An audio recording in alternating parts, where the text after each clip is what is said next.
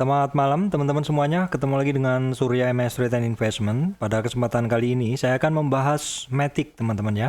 Matic atau Polygon, namanya sekarang adalah Polygon, previously Matic Network. Jadi ini adalah permintaan di komentar ya. Ada yang minta, Bang tolong diupdate atau dibahas tentang Matic. Ada banyak orang ya yang minta, akhirnya ya sudahlah saya bahas seperti itu. Saya sendiri belum pernah ya teman-teman. Oke, sebelumnya kita mesti cek dulu di CoinMarketCap. Untuk Matic itu sekarang di posisi berapa? Di posisi 25 teman-teman ya. Di ranking 25. Jadi kalau teman-teman masuk ke CoinMarketCap, nah, terus teman-teman lihat di urutan market cap ke 25 ya, 25 teman-teman ya. Di urutan 25 itu teman-teman akan mendapatkan koin Matic ini. Oke, kita cari ke 25 ya. Oke. Loading agak lambat. 25. Ini internet saya agak lambat teman-teman ya. Ini Polygon Matic. Ya, urutan 25. Kalau teman-teman mau melihat detail tentang Polygon atau Matic, silakan langsung menuju ke websitenya ya. Ya, di sini Polygon atau Matic ya teman-teman. Silakan baca-baca detailnya, silakan baca-baca projectnya seperti apa. Saya di sini akan membahas pergerakan harga dari Matic ini secara teknikal ya teman-teman, secara teknikal. Oke, sekilas dari sini teman-teman, sekilas dari CoinMarketCap, saya biasanya akan melihat dulu pergerakan harganya ya teman-teman dari CoinMarketCap. Kita lihat dulu di chart sekilas saja. Kita pilih all time. Nah, di all time ini harganya dari yang tertunjuk di sini teman-teman ya. Dari yang tertunjuk di sini itu harganya awalnya 0,02 dolar aja ya. Ini sekitar 2019, nih 2019 masih sekecil ini. Kemudian 2021 Februari mulai naik ke 0,12, kemudian mulai naik lagi ke 0,28, 0,4, sampai sekarang di 1,3. 1,3 itu kisaran nilainya adalah sekitar 18.000 teman-teman ya. 18.000 kalau dikuruskan ke rupiah. Baik teman-teman, sekarang saya akan mencoba untuk melihat peta pergerakan dari Matic ini teman-teman ya. Seperti apa dan kira-kira petanya seperti apa seperti itu.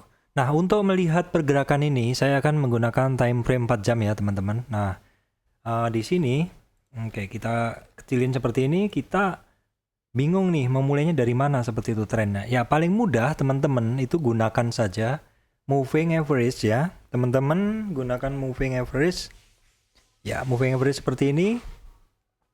Ya, teman-teman pilih satu aja. Ini saya kedobelan.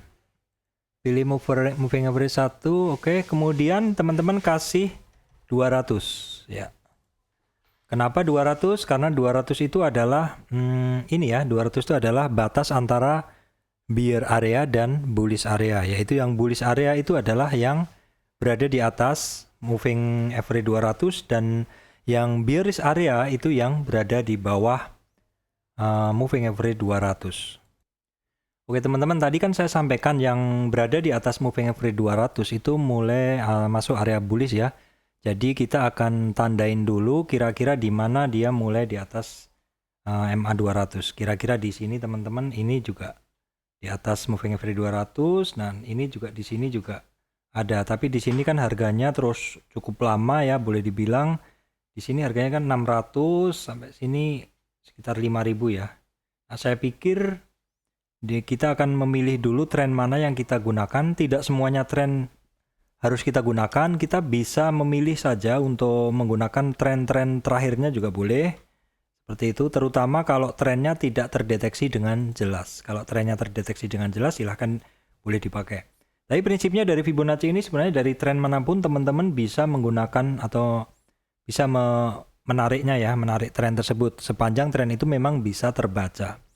Oke, kalau kita lihat teman-teman di sini, kita lihat dulu kira-kira swing low-nya di mana. Apakah swing low-nya itu bisa kita gunakan? Nggak begitu kelihatan ya teman-teman. Ini di sini, di titik ini teman-teman, di titik ini dengan ini sama ya. Jadi kayaknya di sini bisa kita gunakan karena ini sama ya teman-teman, sama tingginya seperti itu. Jadi kayaknya saya mau tarik dari situ aja, dari sekitaran 4.500 ya. Dari sekitaran 4.500 saya akan tarik untuk mulai trennya ya. Oke. Jadi di sini teman-teman, dari sini ini saya gunakan untuk swing low. Kemudian ini untuk swing high-nya. Saya tarik juga ya, saya tarik harganya. Oke teman-teman, di koreksi di sini, di area sini ini koreksinya dia adalah di 0 sampai hampir 38 teman-teman. Koreksinya dia sampai 0 sampai hampir 38, saya akan tandain dengan kotak. Ya di sini ini area 23 retracement, kemudian ini area 38. Jadi memang selama dia bergerak itu kemarin dia menyentuh dua titik ini yang kemudian melanjutkan kenaikannya. Karena tren dari Matic ini dia hanya koreksi dari tren naik ini, dia hanya koreksi sampai 323 ya, atau dari puncaknya dia hanya koreksi sampai 38 lanjut naik. Berarti secara tren ini barang masih sangat kuat ya trennya ya. Tren dari sekitar 4.500 sampai saat ini itu masih sangat kuat karena koreksinya hanya sampai retracement 23 dan 38. Oke teman-teman, ini udah ada swing low, swing high ya. Maka tren yang ini akan saya geser dulu ke sini, ke kiri ya. Saya geser dulu ke kiri, kemudian saya akan gunakan ini untuk mencari target kenaikannya. Target kenaikannya dari ini teman-teman, dari kita akan gunakan untuk mencari target kenaikan dari Matic ya. Oke teman-teman, ini kalau kita lihat, saya ceritakan dulu ya, dari swing high ini kemudian ke sini. Jadi dalam kenaikan ini kan dia tadi udah koreksi ya, koreksinya sampai retracement 23 38. Nah, terus yang ini saya hapus karena udah nggak saya gunakan. Ini juga saya hapus. Oke, saya tinggal gunakan chart yang ini. Ini adalah tren yang saya gunakan untuk mencari target kenaikannya dari sini teman-teman, dari sini ke sini. Ya, tren turun ini kan dia udah retracement ke atas. Retracementnya itu di ini saya geser dulu ke kanan supaya tandanya bisa kelihatan. Ya, di dalam dia koreksi ini, dia retrace ke atas, ya retracementnya udah nembus 100. Jadi koreksinya itu dari bawah, dia udah koreksi ke bawah, dia udah naik retrace atau reversal ke atas, maka dia ketemu resistannya berapa di sini, di 11.200, di 11.700, di 12.000. Ini kenapa jaraknya pendek sekali? Karena swing high ke swing low-nya juga pendek teman-teman ya. 12, high-nya di 13, high-nya di 13.800 tembus ke atas. Nah, target pertama itu di 15.900 di sini, kecapai teman-teman ya. Jadi target pertama itu di retracement 161 itu di 15.900 itu kecapai di sini ya. Terus kemudian dia koreksi. Koreksinya sampai berapa? Koreksinya sampai ke high-nya, kemudian ke di 78 retracement atau di 13.000 supportnya ya, kemudian ke 12.500. Ini semua support sebelumnya teman-teman ya. Sebelumnya jadi resistan, tapi karena dia turun sekarang menjadi support seperti itu. Nah, terus kemudian dia melanjutkan kenaikannya ya teman-teman. Nah, kalau kita breakdown per ini teman-teman, kita pecah per tren. Nah, tadi kan tren ini kan sudah ya tadi kan tren yang ini sudah, tren yang ini sudah. Nah, kita hapus. Sekarang kita gunakan di sini untuk mencari target sudah. Nah, sekarang kita cari di sini. Kita akan membaca dulu koreksinya per ini berapa. Nah, ini barang ini termasuk ekstrim. Jadi karena dari swing low sini ke swing high sini, koreksinya dia sampai 61 teman-teman. Ya, koreksinya turunnya sampai 61. Baru kemudian melanjutkan naiknya lagi. Koreksinya sampai 61. Oke, kemudian saya cek ini dalam time frame 4 jam. Nah, dari sini target-targetnya bisa kebaca lagi. Saya gunakan time frame 1 jam biar teman-teman bisa ngelihat lebih jelas. Nah, seperti ini. Ini di dalam swing high ini ke swing low sini. Resistannya adalah di sini. 12.900, 13.500, 13.900, 400, 14.900, high-nya 15.700. Target pertama di 18.000 kecapai di sini. Jadi setelah dia tembus high ini, dia naik ke atas ketemu target di berapa? Di 18.000 kecapai.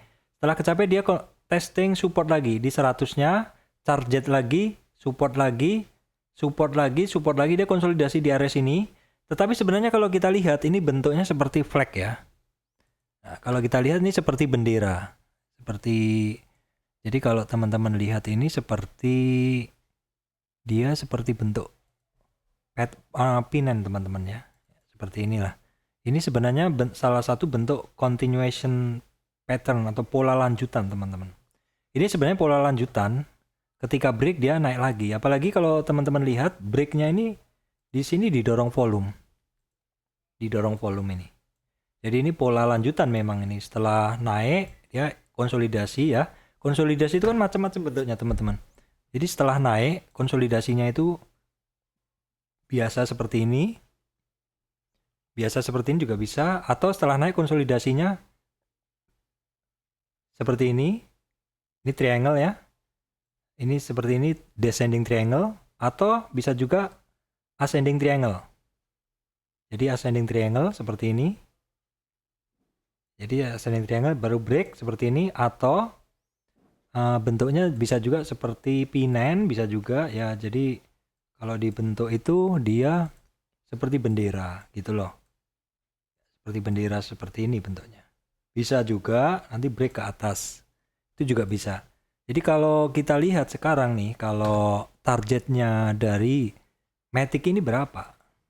Kalau saya trader itu gunakan yang singkat-singkat aja. Jadi tren dari sini teman-teman, high ini ke low ini tarik lagi di sini. Oke.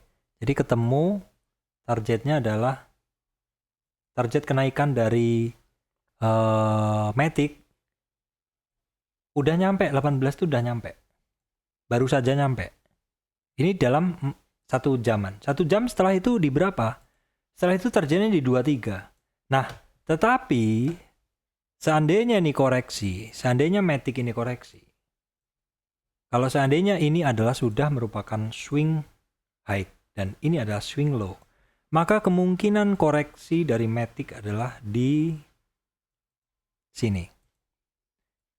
Di 19.000, 18.000. Jadi kalau teman-teman yang mau masuk, perhatikan. Kalau teman-teman menggunakan time frame 1 jam itu berarti teman-teman trader cepat, trader short term ya. Trader short term. Jadi kalau dari swing low ini ke swing high sini itu kan ada tren. Tren ini kalau suatu tren ini kalau koreksi turun ke bawah, retracement-nya ada 23 ke atas atau 38 ke atas. Kalau dia memilih satu ini, trennya kuat. Kalau umumnya orang antri di 50. Ini kondisi kedua, antri 50. Yang ketiga ekstrim. Ekstrim yang ketiga.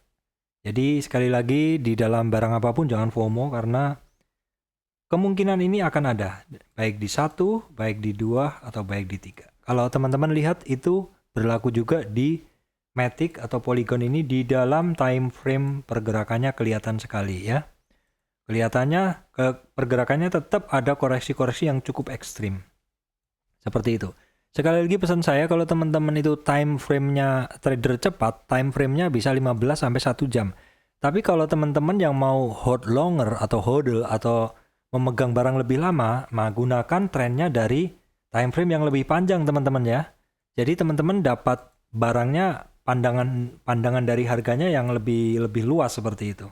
Jadi bukan teman-teman mau hold lama tapi pegangnya time frame 15 yang nggak pas seperti itu. Jadi mesti gunakan time frame yang lebih panjang. Kalau teman-teman trader cepat itu gunain aja 15 menit. Tentu semua ini akan berbeda ya. Tergantung teman-teman tuh trader apa seperti itu. Nah seperti ini kan, beda-beda kan. Ini di dalam 15 menit ini trader cepat udah bisa bermain. Tapi kalau orang mau hold jangka panjang ya pusing karena beli nyangkut. Kalau kita lihat Matic ini bener sih enak sekali untuk trading. 14% 15 menit teman-teman ya. 14% lagi. Ini kan 15 menit, berarti berapa jam tuh? 4 jam. 4 kali 15, berarti 1 jam. Setiap 1 jam bisa trading dapat 15 menit, teman-teman. Matic boleh dimasukkan ke list nih. Enak sekali memang dipakai trading ini. Saya juga baru dapat info tadi, ya memang saya kan nggak bisa handle semua teman-teman ya. Kalau teman-teman bisa infoin, saya analisa, jadilah itu kandidat barang tradingan saya juga bisa. Terima kasih yang udah minta dianalisa untuk Matic-nya teman-teman ya. Ini barang memang enak untuk dipakai trading. Seperti itu. Oke, demikian dari saya Surya MS Trade and Investment membahas Matic atau Polygon. Nantikan updatean untuk Matic teman-teman ya. Terima kasih teman-teman semuanya.